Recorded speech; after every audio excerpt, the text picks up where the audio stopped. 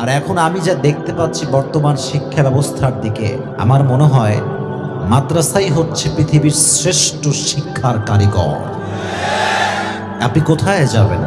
School, college, ইউনিভার্সিটির শিক্ষা লেবাকামিতাকে ঢুকিয়ে দেওয়া হয়েছে, এবং যে স্যারগুলো আজকে সমকামিতার বিরুদ্ধে অবস্থান করছে এদেরকে চাকরিচ্যুত করা হচ্ছে।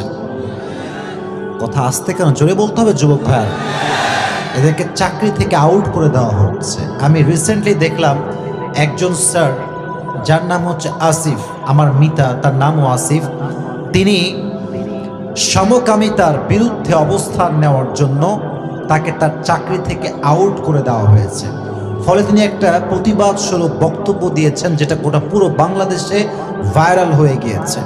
আমার কথা হচ্ছে, যতক্ষণ পর্যন্ত মুসলমান ঘরের সন্তানরা অ্যাক্টিভ না হবে, যতক্ষণ পর্যন্ত মুসলমান ঘরের সন্তানরা সমকামিতার বিরুদ্ধে স্লোগান না তুলবে, গোটা দেশটা ধ্বংসের দ্বার প্রান্তে পৌঁছে যাবে। ঠিক কিনা বলেন? আজকে একজন স্যার আউট হয়েছে, কালকে আরেকজন স্যার আউট হয়ে যাবে। একটা সময় আসবে যখন সমকামীরা বিশ্বে বিজয় লাভ করবে, আর আমরা বেঁচে থাকতে এটা কশ্চিনকালও সম্ভব হতে পারে না। ঠিক কিনা বলো যুবক ভাইরা? এই জন্য আমার কথা প্রত্যেকটা যুবকের জন্য, যেই কলেজের, যেই স্কুলের, যে ইউনিভার্সিটির ভেতরে কোন শিক্ষার বইয়ে সমকামিতাকে প্রমোট করা হবে, সেই শিক্ষার বইকে আমরা সমতা নিক্ষেপ করবো। ঠিক কিনা বলেন যুবক ভাইরা? আমরা মুসলমান ঘরের সন্তান, আমরা সমকামিতাকে পছন্দ করি না। আমাদের স্লোগান হচ্ছে একটা, যদি যেই সমস্ত প্রতিষ্ঠান, যে সমস্ত মন্ত্রীরা, শিক্ষামন্ত্রীরা সমকামিতাকে প্রমোট করতে চায়, মুসলমানদের দেশে থেকে এই স্বপ্ন কখনো পূরণ হবে না। ঠিক কিনা বলো যুবক ভাই? এটার জন্য আমাদেরকে কঠোর প্রতিবাদ করতে হবে, ফেসবুকের মাধ্যমে, ইউটিউবের মাধ্যমে, যেখানেই আমরা যাব। আমাদের কথা একটা, আমার সন্তানকে আমি ভর্তি করিয়েছি সমকামী বানাবার জন্য নয়, আমার সন্তানকে আমি রসুলের আদর্শবান করতে চাই। ঠিক কিনা বলো যুবক ভাইরা? আমার এই পুরো মাতৃভূমিকে সমকামিতার এই ফিতনার থেকে হেফাজত করুন সকলে পড়ে আমিন। আজকে আমাদেরকে রুখে দাঁড়াতে হবে। যদি আমরা আজকে স্টপ হয়ে যাই, সাইলেন্ট হয়ে যাই, আগামীতে দেশটা ধ্বংসের দ্বার প্রান্তে পৌঁছে যাবে।